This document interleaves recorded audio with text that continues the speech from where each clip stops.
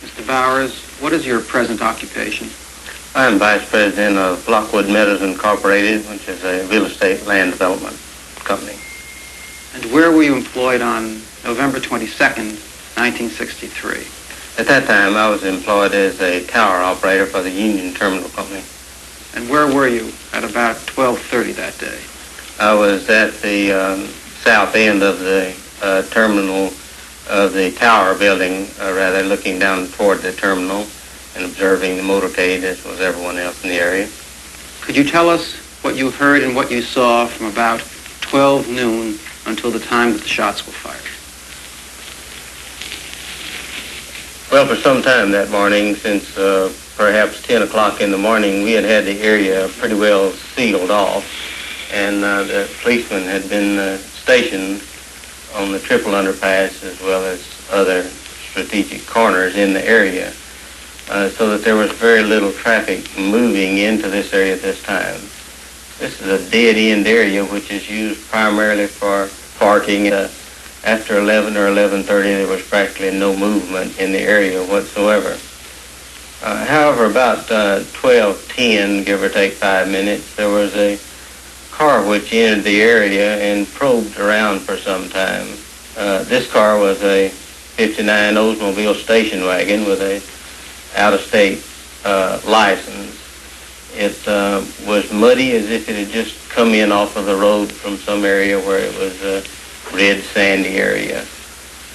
It was occupied by one male who spent 3 or 4 minutes in the area looking it over, and then as he found out, left by the entrance, which is the only way in and out of the area at that time. Not too long after that, perhaps 5 or 6 minutes, a car of a totally different description, also occupied by one male, entered the area. Now, this man performed a similar action, and he toured down around the area, probing to examine the exits, and seemed at one or more occasions to have a mic or something resembling such an instrument up to his face. Just a few moments after that, the third car came into the area, and these were the only 3 cars that entered this area during this specific period. The third car was a 61 or 2 Chevrolet. This car was muddy all the way up to the windows as if it had just come in off the road. It had an out-of-state license identical to the first car of the series, and it also had political stickers on it, which were not only for the same candidate, but were identical in nature and color, so that they appeared to have been from the same group. This car was occupied by one male who spent a little bit more time in the area than the others, and probed down by the side of the tower where I was located. I could not state that these cars left the area entirely, because after they got back onto the extension of Elm Street in front of the school depository building, they were lost to my vision, so that they could have remained very close by.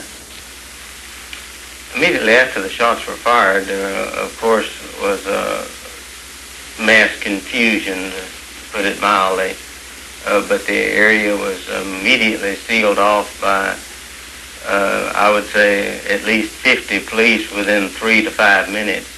The first one to appear on the scene, other than those who, of course, who were standing around, including 2 on top of the triple underpass, was one who rode a motorcycle up the incline coming up from the lower portion of Elm Street, and he rode perhaps 2/3 of the way up or more before he deserted his motorcycle. At the time of the shooting, in the vicinity of where the 2 men I've described were, there was a flash of light, or there was something which occurred which caught my eye in this immediate area on the embankment. Now, what this was, I could not state at that time, and at this time I could not identify it, other than there was some unusual occurrence, a flash of light or smoke or or something, which caused me to feel like something out of the ordinary had occurred there.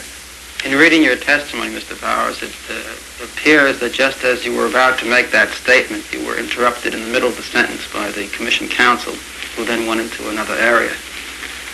Well, that's correct. I was there only to tell them what they asked, and so that when they seemed to want to cut off the conversation, I felt like that was, as far as I was concerned, that was the end of it. Mr. Bowers, how many shots did you hear? There were 3 shots, and these were spaced with 1 shot, then a pause, and then 2 shots in very close order, such as perhaps almost on top of each other, while there was some pause between the first and the second shots.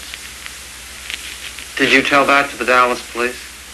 Yes, I told this to the police, and then also told it to the FBI, and also I had a discussion 2 or 3 days later with them concerning this, and they made no comment other than the fact that when I stated I felt like the second and third shots could not have been fired from the same rifle, they reminded me that I wasn't an expert, and I had to agree.